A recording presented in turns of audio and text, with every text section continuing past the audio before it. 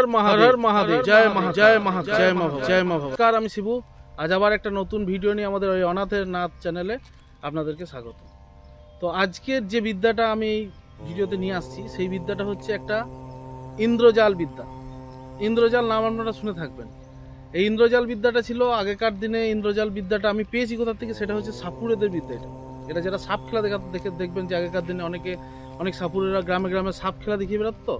তো তারা যারা ম্যাজিক দেখাতো, সাপ খেলা দেখাতো, তারা এই বিদ্যাটা জানতো। তো তাদের কাছ থেকে এই বিদ্যাটা আমি পেয়েছি। আচ্ছা, আর একটা বিশেষ কথা আমি বলতে চাই আজকের ভিডিওতে, সেটা হচ্ছে যে অনেকে প্রশ্ন জাগতে পারে মনে, বা অনেকে ভাবতে পারেন যে এই কি ধরনের ভিডিও বানাচ্ছে, কোনো ড্রেস পরেনি বা কোনো ধরনের তন্ত্রমন্ত্রের কোনো সেরকম কিছু দেখাবা নেই, তো এই মন্ত্রগুলো কাজ করবে না, এই ভিডিওটা ঠিকঠাক হবে না আমার জীবনে। তো আমি তাদেরকে একটা কথাই বলবো যে আপনি আমাকে না দেখে, ঠিক আছে, আর মন্ত্রতন্ত্র শিখতে গেলে বা করতে গেলে বা তন্ত্র লাইনে আসতে গেলে যে ড্রেস পরতে হবে, আপনাকে সংসার ছেড়ে বেরিয়ে আসতে হবে, সেরকম কোনো কথা নেই।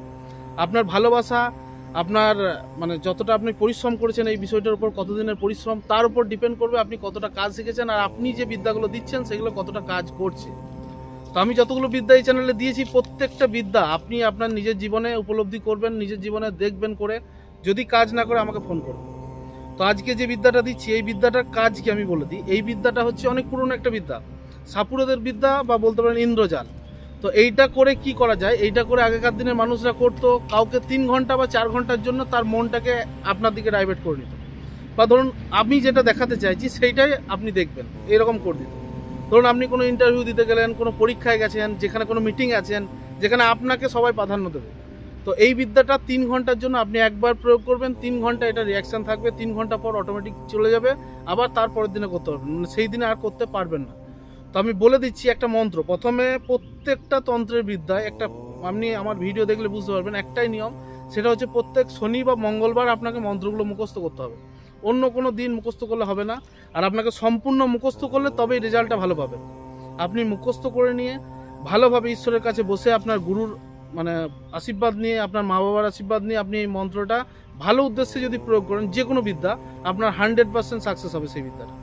তো বেশি কথা না বলে আমি সত্যি যে মন্ত্রটা নিয়ে এসেছি সেই মন্ত্রটার বিষয়ে বলি।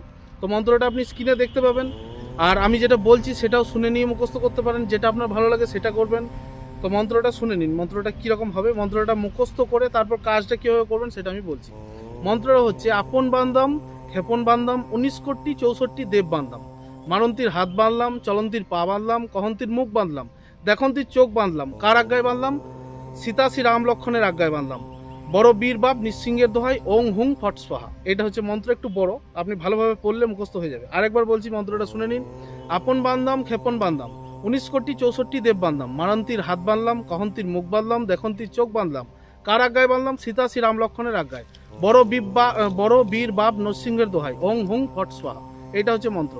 তো এই মন্ত্রটা আপনি ভালোভাবে মুখস্থ করে নেবেন। মুখস্থ যখনই হয়ে যাবে, কোনো শনি বা মঙ্গলবার দিন আপনি যখন এই বিদ্যাটার আপনার প্রয়োজন পড়বে, এই ইন্দ্রজাল বিদ্যাটা, তখন আমি বলে দিলাম কি কি কাজে লাগাতে পারবেন। এই বিদ্যাটা শুধুমাত্র আপনি লোকের কাছে আপনি যেটা দেখাতে চান সেইটি দেখবে। আপনি ভুল দেখাতে চাইলেও ভুলটাই সারা ঠিকভাবে দেখবে। তো আপনি যদি বিশ্বাস না হয় এটা প্রয়োগ করে দেখবেন। কীভাবে প্রয়োগ করবেন? আপনি শনি বা মঙ্গলবার দিন মুখস্থ করে নিলেন, ঈশ্বরের আশীর্বাদ নিলেন, গুরুর আজ্ঞা নিয়ে তারপর মুখস্থ করার পর আপনি যখন বেরোবেন কোনো জায়গাতে, বেরোনোর আগে এই মন্ত্রটা 3 বার বলবেন, ঠিক আছে? একবার বলবেন, বুকে একবার ফু দেবেন, আবার একবার বলবেন, আবার বুকে একবার ফু দেবেন, আবার একবার বলবেন, আবার বুকে ফু দেবেন। লাস্টে 2টো ফু এক্সট্রা দিতে হবে, আপনি 3 বার মন্ত্র বলবেন আর 5 বার আপনাকে ফু দিতে হবে, তাহলেই মন্ত্রটা কাজ দেখতে পাবেন। তো এইটাই ছিল আজকের বিদ্যা। আশা করি বুঝতে পেরেছেন। যদি বুঝতে অসুবিধা হয় তাহলে আমাদের কন্ট্যাক্ট নাম্বারে যোগাযোগ করে নেবেন। আপনি এটা করে দেখুন, তারপর আমাকে বলবেন। নমস্কার, ভালো থাকবেন। হর হর মহাদেব।